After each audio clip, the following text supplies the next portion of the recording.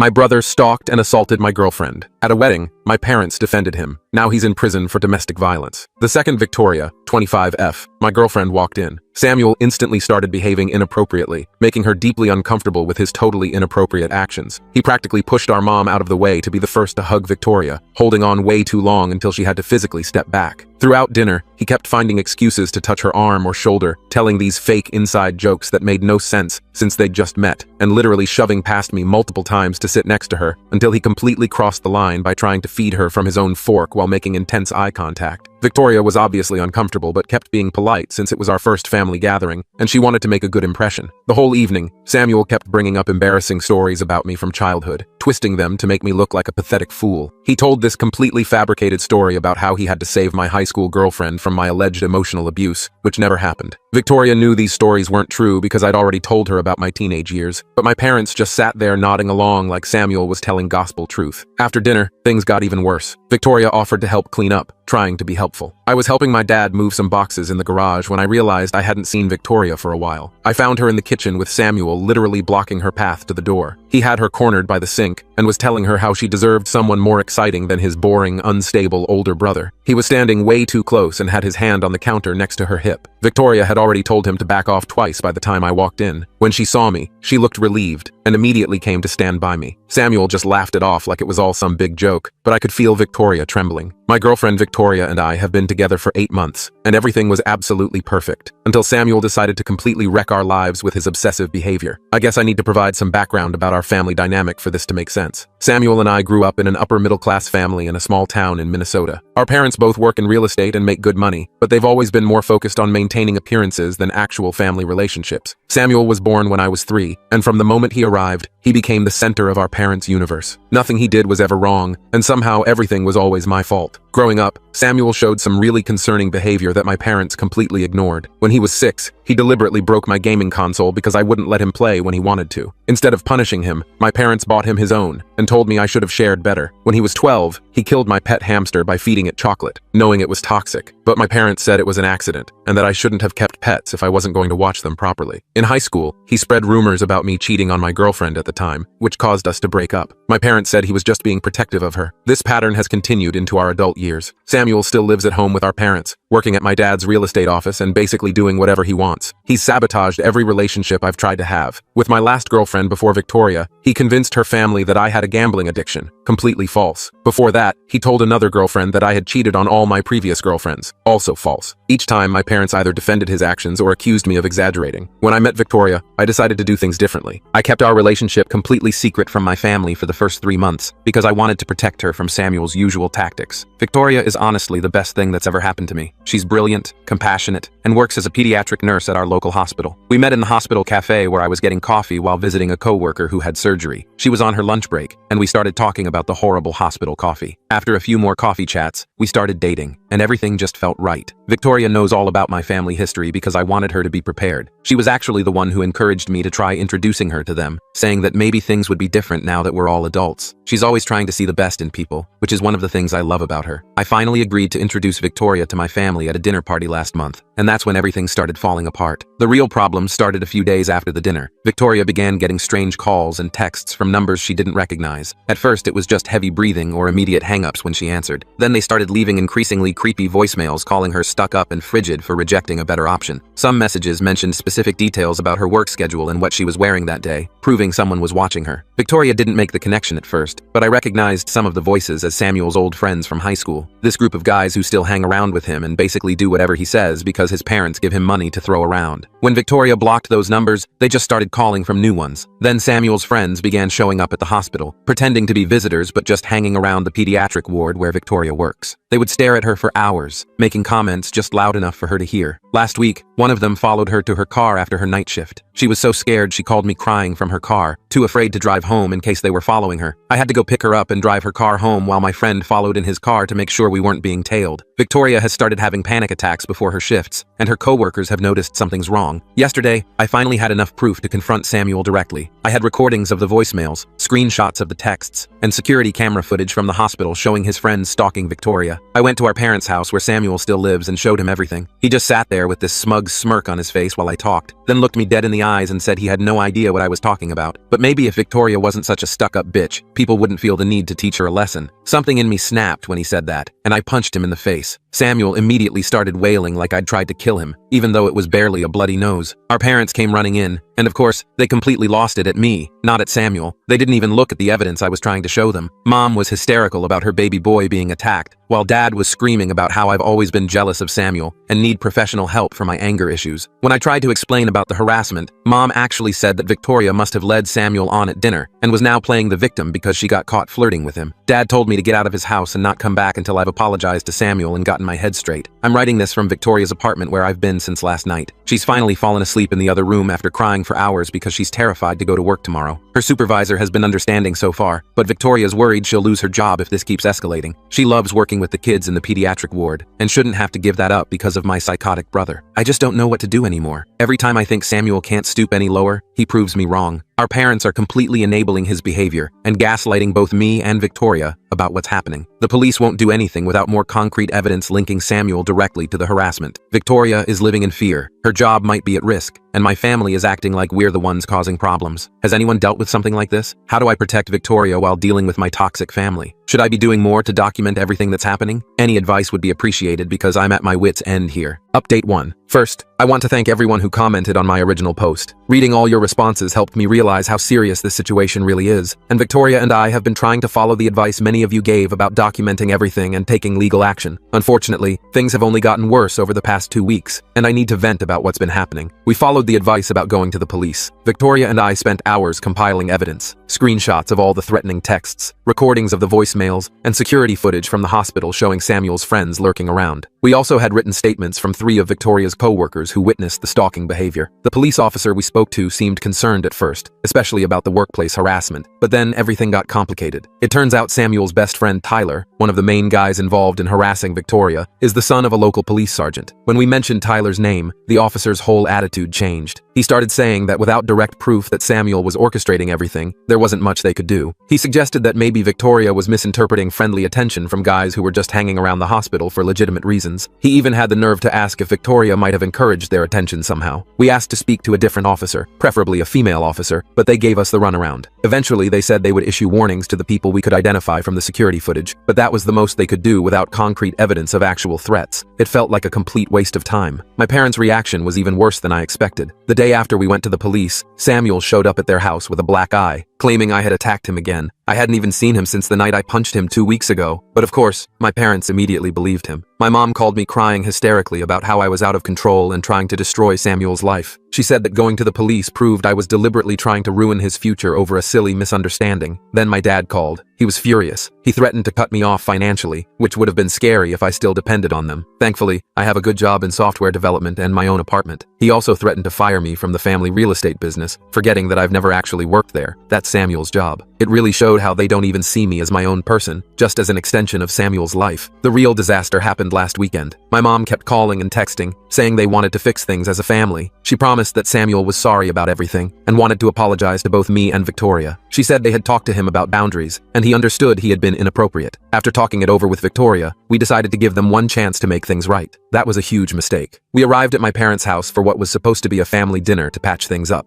As soon as we walked in, I knew something was wrong. The house was full of people. My parents, Samuel, our aunt and uncle who always take Samuel's side, and worst of all, Tyler and 2 other guys who had been stalking Victoria at work. My mom called it a family intervention. For 2 hours, they all took turns attacking Victoria's character while Samuel sat there looking smug. My mom went on this long rant about how Victoria was obviously jealous of Samuel's good looks and success, and had been flirting with him at dinner that first night. She said Victoria was making up the harassment because she felt guilty about leading Samuel on and was trying to cover her tracks. My aunt suggested that Victoria was probably used to getting attention from guys at work and had misinterpreted friendly behavior as stalking because she had a guilty conscience. Samuel played his part perfectly, acting all sad and confused about why Victoria would make up such horrible lies about him. He kept saying things like how much he had looked forward to having a sister-in-law and how hurt he was that she would try to turn me against him. Tyler and his friends backed him up, swearing they had only gone to the hospital because they were visiting Tyler's sick grandmother, who apparently moves between different floors and departments every day. The worst part was when they started questioning Victoria's mental stability. They brought up how she sometimes works night shifts,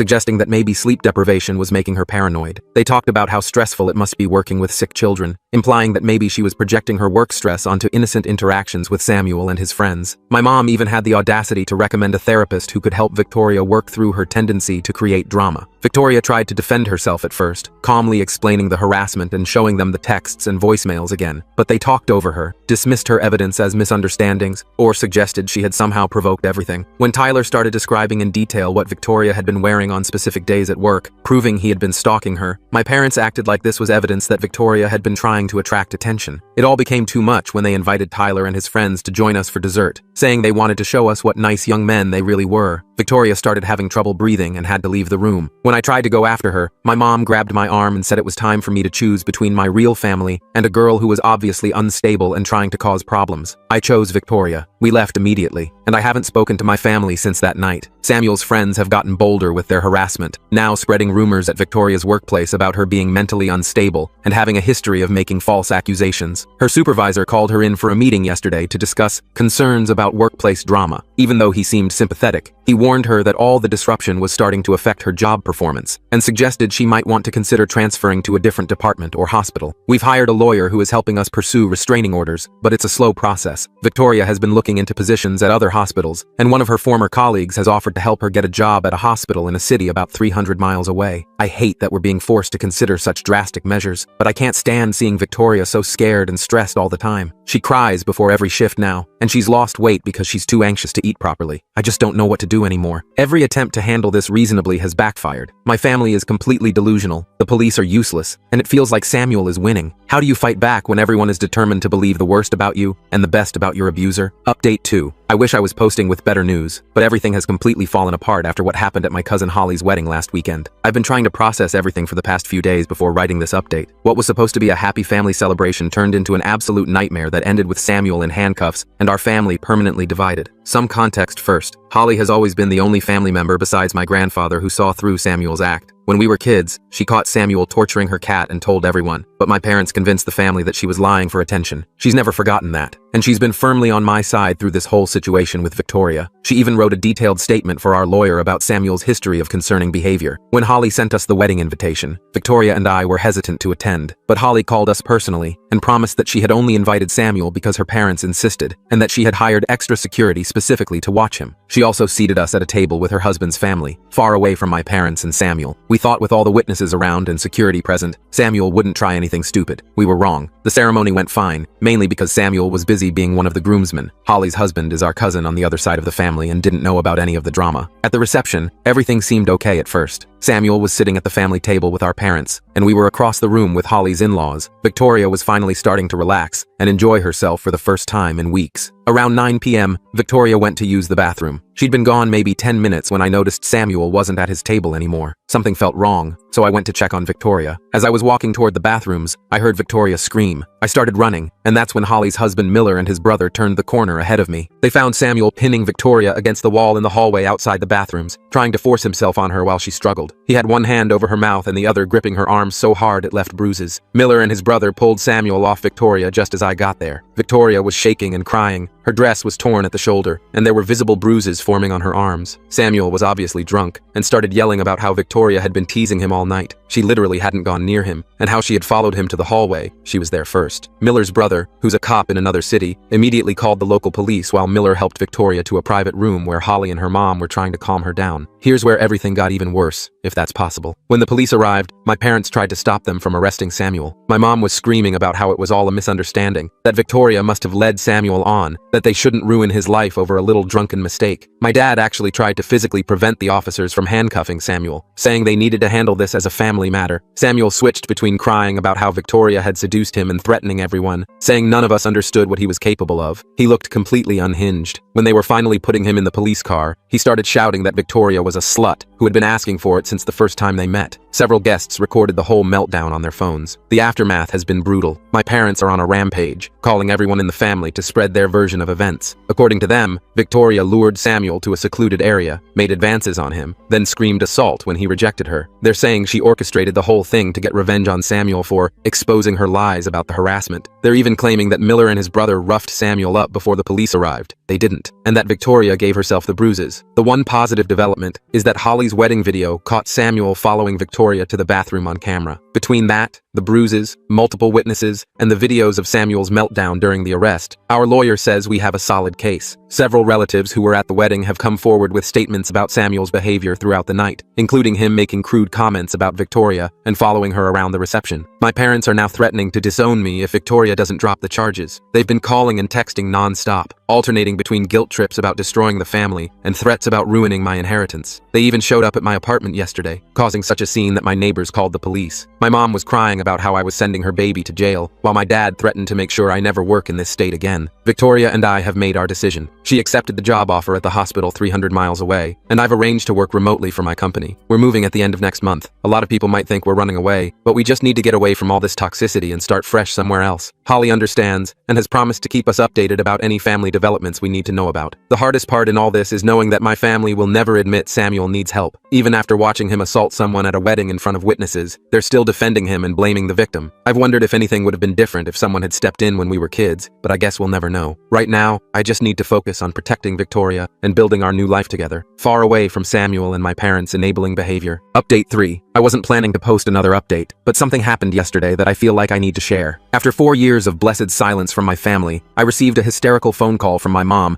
that honestly left me feeling both vindicated and deeply sad. First, a quick update on where things stand with Victoria and me. We got married 2 years ago in a small ceremony with Holly's family and Victoria's relatives. We bought a house in our new city, and Victoria is now the head pediatric nurse at her hospital. I'm still working remotely for the same company, but got promoted to senior developer last year. We're expecting our first child, a little girl, in 3 months. Life has been peaceful and happy, which makes what I'm about to share even more disturbing. Yesterday afternoon, I was in a meeting when my phone started blowing up with calls from my mom. I usually ignore unknown numbers since my family tends to get new phones to try to contact us, but this time she left a voicemail that sounded really desperate. When I called back, she was crying so hard I could barely understand her. It turns out Samuel got married last year to a woman named Rachel. None of us knew about it because we've had no contact with that side of the family since the wedding incident. Apparently, Samuel met Rachel at church, and their families arranged the marriage pretty quickly. My mom was babbling about how perfect everything was, how Samuel had finally found a good Christian woman who understood him, and how they were all so happy until last week. Last Thursday, Rachel's coworker called the police after Rachel missed 3 days of work. When officers did a welfare check, they found Rachel with severe injuries. She had 2 broken ribs, a fractured wrist, and bruises all over her body. But here's the part that really got me. When the police investigated, they discovered that my dad had been helping Samuel cover up the abuse for months. Rachel finally broke down and told the police everything. Samuel had started hitting her just 2 months into their marriage. Every time she threatened to leave or tell someone, my dad would step in, using his connections in the real estate business to pressure Rachel's family about their mortgage, or threatening to get her fired from her job at one of his friends' companies. He even convinced Rachel's parents that she was mentally unstable and making up stories about Samuel, using the same tactics they used against Victoria. The final incident happened because Rachel got a promotion at work that would have given her financial independence. Samuel completely lost it and beat her so badly she couldn't go to work. When she called my dad for help, he told her to put some ice on it and remember her wedding vows. That's when her coworker got involved and called the police. Both Samuel and my dad were arrested. Samuel for domestic violence, and my dad for witness intimidation and conspiracy. Mom wanted me to come back and help deal with everything. She kept saying that family needs to stick together in times of crisis, that Samuel and dad needed my support, and that Rachel was obviously exaggerating things just like Victoria had. I lost it. I told her exactly how I felt about her enabling Samuel's behavior for his entire life. I reminded her of what they did to Victoria, how they chose to support Samuel even after watching him assault her at Holly's wedding. I asked her if she ever once considered that if they had gotten Samuel help when he was younger, or held him accountable for his actions, maybe Rachel wouldn't be in the hospital right now. Mom broke down completely, saying she realizes now that they should have done something sooner. She admitted that she and Dad had always known Samuel had problems, but they thought they were protecting him by covering everything up. Too little, too late. I hung up and blocked her new number. Holly called me later to fill in some details she had heard from family. Apparently, Rachel's parents are devastated and feel horrible about not believing her sooner. They're fully supporting her pressing charges against both Samuel and my dad. The police are also investigating other potential victims, as several of Samuel's ex-girlfriends have come forward with similar stories of abuse and stalking. Victoria suggested we reach out to Rachel through Holly to offer support if she needs it, which we probably will. Victoria pointed out that she was lucky to have support when she dealt with Samuel, and Rachel might need someone who understands what she's going through. Some people might think I'm being cold toward my parents, but I've learned that enabling toxic behavior only leads to more victims. My family had countless chances to change and chose not to. Now they can deal with the consequences of their choices without my help. My job is to protect my own family now, my wife, our unborn daughter, and the peaceful life we've built far away from their toxicity. Update 4. A lot of people have been messaging me asking for an update about the situation with Samuel, my dad, and Rachel. So here's what's happened in the last 6 months. First, the good news from my side. Victoria and I welcomed our daughter Emma 3 months ago. She's perfectly healthy and absolutely beautiful. Being parents has been amazing, and it's made us even more certain that cutting contact with my toxic family was the right choice. Holly and her husband came to visit last month to meet Emma, and watching them with her just reinforced what real family love looks like. Now for the updates about Samuel and my dad's case. Holly has been keeping us informed since she's still in contact with extended family. Samuel took a plea deal last month. He's getting 8 years in prison for aggravated domestic violence, with the possibility of parole after 5 years. My dad's case is still ongoing, but his lawyers are apparently trying to negotiate a deal too. His real estate license has been suspended pending the investigation, and most of his business partners have cut ties with him. The most surprising development has been my mom. After our last phone call, she finally started therapy, according to Holly. She's moved out of the family home and filed for divorce from my dad. Last week, she sent me a 12-page letter apologizing for everything, enabling Samuel's behavior throughout his life, not protecting me when we were kids, and especially for how they treated Victoria. She acknowledged that she and Dad essentially created the monster Samuel became by never holding him accountable. I haven't responded to the letter yet. Part of me appreciates that she's finally facing reality, but it's too little too late. Where was this insight when Samuel was torturing animals as a kid? Or when he was stalking Victoria? Or when they watched him assault her at Holly's wedding? Victoria and I are discussing whether we might eventually let her have a supervised relationship with Emma, but that's years away if it happens at all. Rachel has been in contact with us through Holly. She's doing better. She's living with her sister in another state and going through intensive therapy. She's filed for divorce and is cooperating fully with the prosecutors. According to Holly, several other women have come forward about Samuel abusing them in the past, including 2 from his church. The police are investigating these cases too. Rachel's parents have been incredibly supportive since the truth came out. They've publicly apologized to her for not believing her sooner